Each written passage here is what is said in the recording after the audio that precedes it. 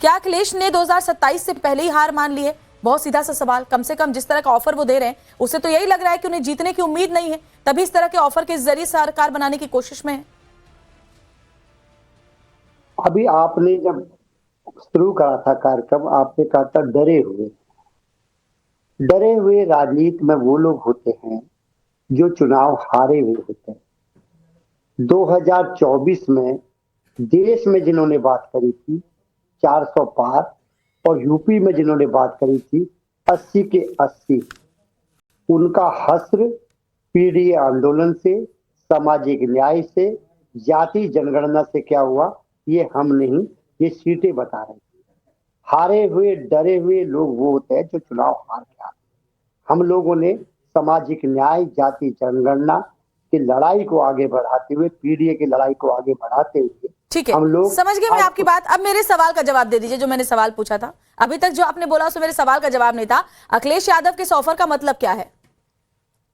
देखिए, जिस प्रकार उत्तर प्रदेश में आज ब्राह्मणों ने एक सामान्य मीटिंग कर ली, वो मिल लिए चाय पर, और किस प्रकार आज ब्राह्मण समाज के जो नेता अगुवाई करते थे, वो देखिए किस प्रकार उनको डांटने का, हड़काने का काम हुआ, लोकतंत्र की हत्या होने का काम हुआ, किस प्रकार डेमोक्रेटिकल अपने देश की बड़ी पार्टी बताने वाली पार्टी का हसराज ब्राह्मणों का क्या स्थान है वहां पर। तो निश्चित तौर पे आज माननीय अखिलेश यादव जी ने उन पर व्यंग कसने का काम करा है और उन्होंने कहने का काम करा है। आप लाइए 100 विधायक, अगर आप कहते हैं तो जरूरत क्यों महसूस हो रही है एसएन सिंह जी, जरूरत क्यों महसूस? देखिए बहुत घुमा फुरा कर प्रोफेसर जोशी ने जवाब दिया, लेकिन 2027 से पहले भाई चुनाव तो आने वाले हैं, चुनावी मैदान में जाइए। 2027 से पहले इस तरह का ऑफर देना, वो भी तब जब मुख्यमंत्री योगी आदित्यनाथ बाहर है, क्या इशारा करता है? क्या मकसद आपको समझ में आ रहा है? नहीं, देखिए वैसे भी राष्ट्र विरोधी सामान, राम विरोधी सामान वो राष्ट्रवादियों के दुकान पे नहीं मिलता है। दूसरी बात, ऑफर देने का समय समाप्त हो गया ना। जब षड्यंत्रकारी का सामान सड़ रहा होता है तो ऐसे ही ऑफर देता है। ऑफर चाचा को देना था तो धक्का मार दिए, सुपर चाचा आजम खान को जब ऑफर देना था तो उनको जेल में बंद करा दिए। वो ऑफर जनता को देना था तो खुद मुख्यमंत्री बन गए। अब जब देख रहे हैं कि सामान सड़ रहा है तो षड्यंत्र के ऑफर दे रहे हैं। यहाँ तो खुला ऑफर है, पीठ पे नहीं, सीने पे वार है और ऑफर तैयार है। फिर 27 में एक बार बुलडोजर वाली बाबा की सरकार है, जनता के बीच में जाएंगे। माफ कीजिए आपको रोक रही हूँ, क्या इससे ये मैसेज देने की कोशिश है कि बीजेपी में सब कुछ ठीक नहीं है? क्या अंदर खाने कुछ ऐसा है जिसको लेकर भाप करके अखिलेश यादव इस तरह का ऑफर दे रहे हैं? नहीं, देखिए वो औरंगजेब और अंग्रेजों की विचारधारा ही ऐसी थी। औरंगजेब भी ऑफर दिया, शिवाजी को ऑफर दिया, महाराणा प्रताप को ऑफर दिया, महाराणा सांगा को ऑफर दिया, तो राष्ट्रवादी उस ऑफर को स्वीकारते। क्या जो किस्सा कुर्सी से बंधे रहते हैं ना, ये कुर्सी वाले इसी तरह का ऑफर देते हैं। प्रोफेसर जोशी कुछ कहना चाहते हैं, उसके बाद बाकी मेहमानों के पास चलूंगी। बोलिए प्रोफेसर जोशी। अभी मेरे साथी ने, भारतीय जनता पार्टी ने अंग्रेजों की बात की। हमें पता है और देश को पता है, प्रदेश को पता है अंग्रेजों की मुखबरी कौन करते थे और कौन उनसे पेंशन लेने का काम करते। और रात में सरकार लोकतंत्र की हत्या करके, भाई अंग्रेजों ने कोई अच्छा काम तो किया नहीं। तो जो बीज बोया ये ह्यूम ने जो बीज बोया उसी बीज से तो आप उत्पन्न हुए हैं। वो बीज गलत ही बोया होगा। अगर भारत के किसी भी व्यक्ति से पूछिए बात को जाने दीजिए, अंग्रेजों ने कोई अच्छा काम किया नहीं किया, तो जो कांग्रेस ने पार्टी बनाई अच्छा वो नहीं है। बहस जो कर रहे हो, जिस प्रकार कर रहे हो, हम विपक्ष के लोग हैं, मजबूत है तुमसे ज्यादा, मजबूती से हमारी बात को जाने चाहिए। प्रोफेसर सतीश प्रकाश जी, मैं आपके पास आऊंगी। मुझे एक बात बताइए, अखिलेश आजकल आपने देखा होगा हाल के कुछ महीनों में हर पिच पर बैटिंग करते हुए नजर आए हैं। कभी सनातन, तो अभी हाल में शंकराचार्य विवाद पर, योगी सरकार पर हमला, पीडीए।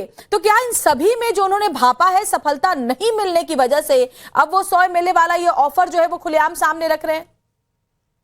नहीं, देखिए श्वेता जी, ये कहीं ना कहीं नूरा कुश्ती है। बीजेपी और समाजवादी पार्टी एक ही है। आज बीजेपी में जो लीडर्स हैं वो कहीं ना कहीं समाजवादी पार्टी के थे, इनके पुराने संबंध हैं। ये कहीं ना कहीं इस उत्तर प्रदेश की राजनीति को भटका रहे हैं। एक बात याद कीजिए कि माननीय मुलायम सिंह जी ने बहुजन समाज पार्टी के 35 विधायक तोड़ करके बाकायदा सरकार राजनाथ सिंह जी की बनाई थी। तो ये सारी चीजें हैं कहीं ना कहीं। देखिए अब कहीं ना कहीं योगी सरकार गिर चुकी।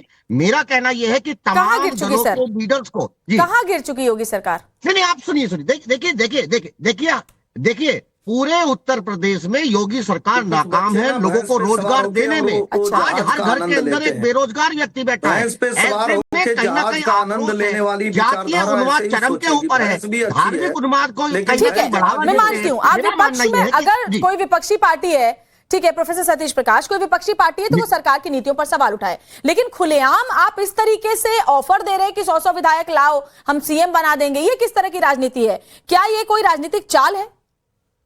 नहीं, देखिए 100% कहीं ना कहीं भटकाने का एक तरीका है। कहीं ना कहीं समाजवादी पार्टी उत्तर प्रदेश की राजनीति को पोलराइजेशन करना चाहती है, पॉलिटिकल पोलराइजेशन करेगी। पॉलिटिकल पोलराइजेशन करने के कहीं ना कहीं अखिलेश जी ये दिखाना चाहते हैं कि उत्तर प्रदेश में उनका मुकाबला और बीजेपी के बीच का ही मुकाबला है। ये कहीं ना कहीं बीजेपी के लिए सबसे बड़े फायदे का विषय है। और बीजेपी मुझे ये हमेशा लगता है करेगी- सौरभ दुबे जी, क्या ये दिखाने की कोशिश इसलिए है क्योंकि मुस्लिम वोटों पर जिस तरह से एकाधिकार अखिलेश यादव समझते थे वो वैसे ही उसमें बड़ी सेंधमारी करते हुए नजर आ रहे हैं? क्या ये वजह है कि अखिलेश यादव इस तरह से एक पॉलिटिकल एजेंडे के तहत इस तरह की बातें कह रहे हैं? सौरभ दुबे, देखिए श्वेता जी, मुझे लगता है कि जिस प्रकार से आज की राजनीति में इस तरह की भाषा, इस तरह के शब्दों का जो प्रयोग है, वो उनकी कोई चाल हो या उनकी कोई रणनीतिक समझ हो, लेकिन कुल मिलाकर के राजनीति के पैमाने पर अगर हम इसको आंकें तो ये राजनीतिक पतन की ओर दिखाई देता है। इस तरह की भाषा जो इनके नैतिक पतन का जो है स्रोत दिखाती है और साथ ही साथ जो है राजनीतिक पतन की ओर इनको लेकर के जा रही है।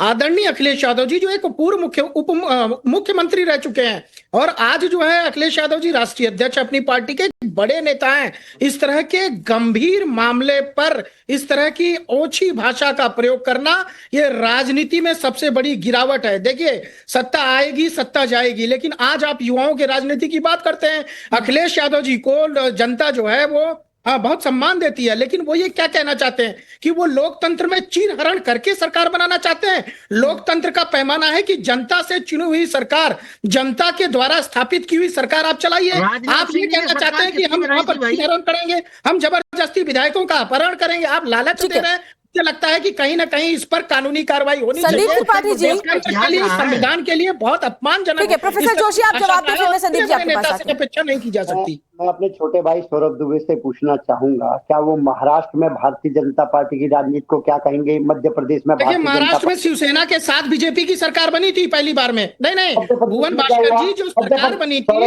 उसमें शिवसेना ने धोखा दिया था और भारतीय जनता पार्टी ने ये नहीं कहा मध्य प्रदेश में क्या हुआ? सौरभ दुबे जी मध्य प्रदेश का मध्य बोल दीजिए। सौरभ दुबे जी मध्य प्रदेश का मध्य बोल के दिखाइए, थोड़ा साहस दिखाइए। भारतीय जनता पार्टी के खिलाफ बोलने का साहस दिखाइए। नैतिकता की बात एक तरफा नहीं होगी, नैतिकता की बात दोनों तरफ होगी।